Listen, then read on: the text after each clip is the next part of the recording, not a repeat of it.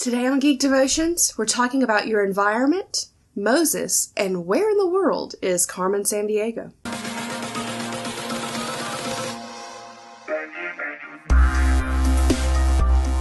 Hello and welcome to Geek Devotions, a show from a couple devoted geeks who are devoted to letting people know that they are loved. I am Celeste, and this is our Friday devotion. We are so excited that you are here, that you clicked play. Go ahead and click that like or dislike if you dislike the devotion. We hope you don't, but don't dislike us! You have that option. And the subscribe button, so that you can, find out when we do cool stuff, because we do a lot of stuff. You should know about it. Also, don't forget to check out our Facebook, Instagram, Twitter, and Twitch, as well as our website, because over there we've started doing some cool things. Just this week, we released a book review on a book that comes out on February 5th called The Warrior Maiden. If you enjoy historical fiction that is a teensy bit romantic, just a bit, not like super syrupy romantic, but just a bit romantic, then you will enjoy this book.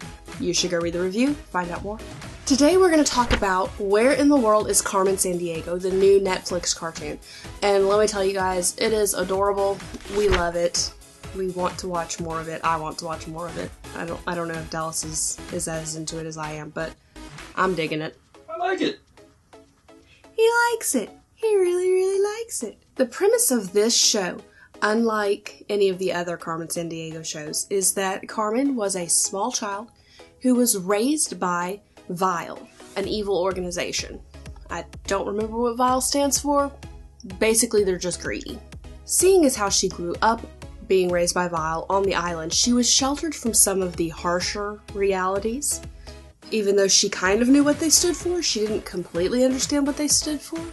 And through a series of events in the first several episodes, she realizes that she does not want to be part of Vile. That this is not something that you should stand for or be a part of. That you should be a good person.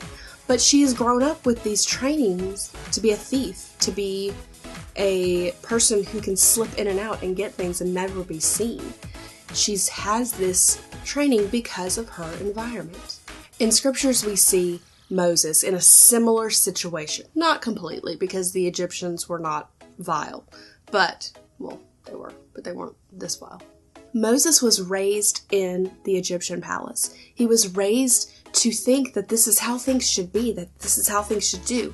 Just like Carmen Sandiego was raised to think that all of this was just a game. And then realizing that it's not just a game. Carmen chose to leave Vile and actively work against it. Take her skills that she'd learned and work against what Vile was doing. Kind of a Robin Hood, steal from the rich, give to the poor, except steal from the evil and give to the not evil.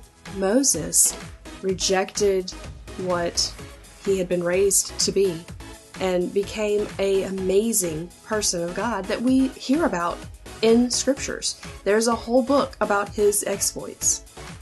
Find it in Exodus. Moses, even though he had been raised Egyptian, was really a part of the people of God. He was part of the tribes of Israel. And when he chose to go with that path rather than to go with the one that he had been trained for that was in his environment, he did all of these amazing things that we do read about in Exodus. You should read Exodus. It's really interesting. Sometimes we can think that our situations, our environment, can dictate what we can and cannot do. We think that we're not good enough. We don't have enough financial stuff. We don't have the right look, the right clothes, the right attitude about things. And sometimes that can be a thing. But really, it all boils down to your choice. Your environment does not dictate what you do for God. God tells you what you should do, and your choice dictates what you do for God. God wants to use you and has an amazing plan for you, and He wants you to love Him, but it is a choice that you have to make. Carmen had to make a choice. She had to make the choice to stay with Vile or not, and she chose not to, and in doing so, she had to leave the only home she had ever known. Sometimes those choices are hard, but if it's the right choice, it will be worth it. Okay guys, well that was your devotion for the week. I hope you enjoyed it. I hope it challenged you just a bit.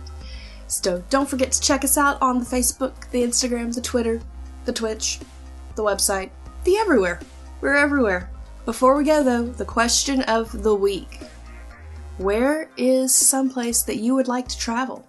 That is one of the aspects that I do love about the show, is that they're going to different locations and then they're mentioning little things of interest about these specific locations.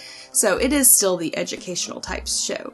But where would you want to go? Leave your comments, answers, responses down below and let us know.